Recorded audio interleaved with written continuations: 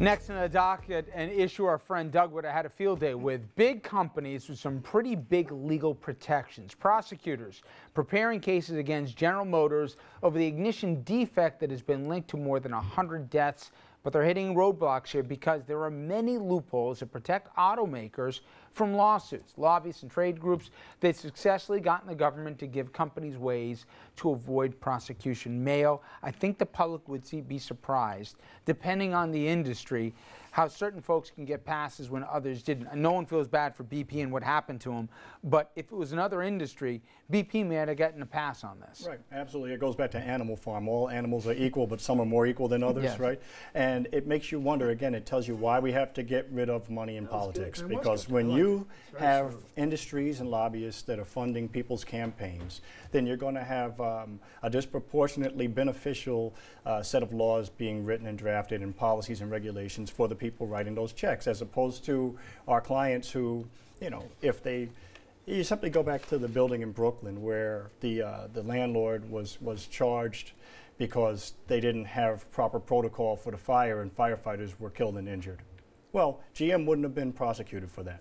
So what you're basically saying is if you're a smaller person and you don't have the resources to make sure that you have it correctly, you're at risk of being prosecuted. But when you're a big company and your accountants sit down and look at it and know that you're going to have 100 deaths, but it's still worth it because you're going to save $1 million in the end, there's no penalty, no criminal or civil penalty. Lobbyists. I mean, these bills were before Congress. And that's the key for the audience to get here. It's not just that they can hire, and they do, the best law firms and the best folks to try and position their case out there. It's that the law literally protects them and immunizes them. I got to tell you something, I don't buy that at all, and here's why.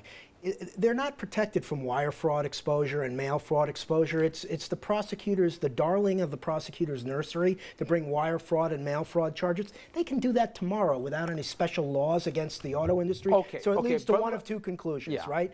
Either they don't have the evidence or they don't have the will to bring the charge. I'll give you a specific industry right now that has legal protections. I'm talking about gun makers. Different. They have blanket civil immunity from liability resulting from criminal or unlawful misuse of their weapons. So this is interesting. They're trying to do something different in Chicago.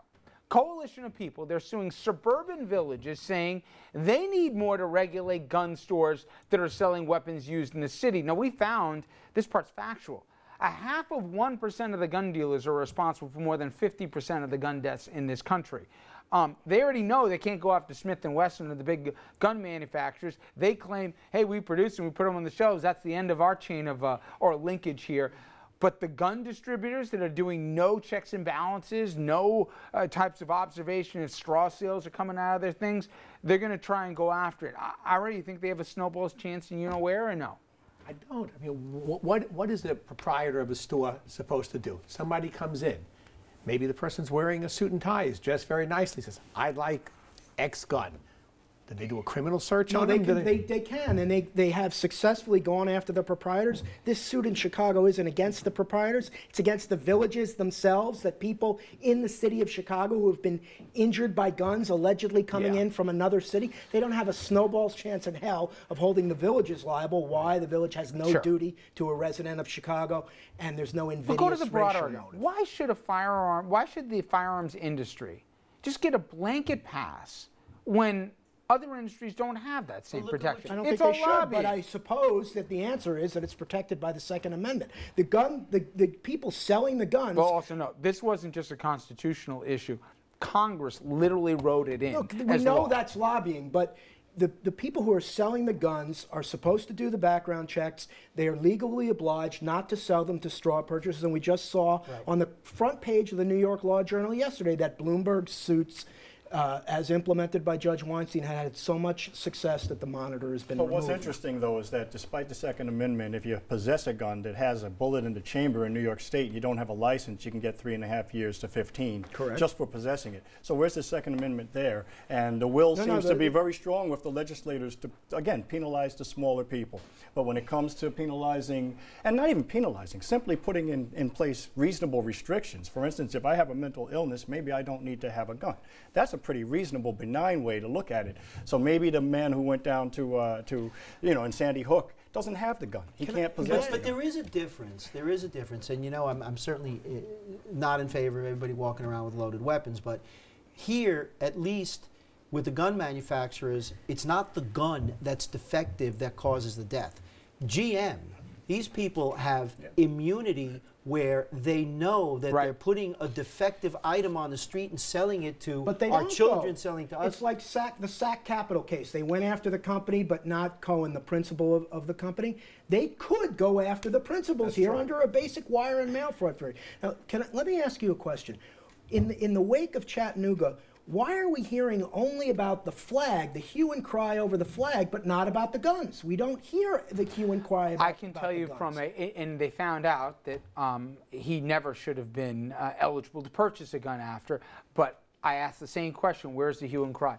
There is, from my perspective doing everything, there's a fatigue on this debate in this country, and it's a shame. On the gun debate? Yes, Absolutely. and But I'll there's get no into a political fatigue on thing. the flag There was a debate. window of opportunity after Newtown if it was a focused, coherent effort, and they shot for 4 major items instead of just trying to get the background checks done.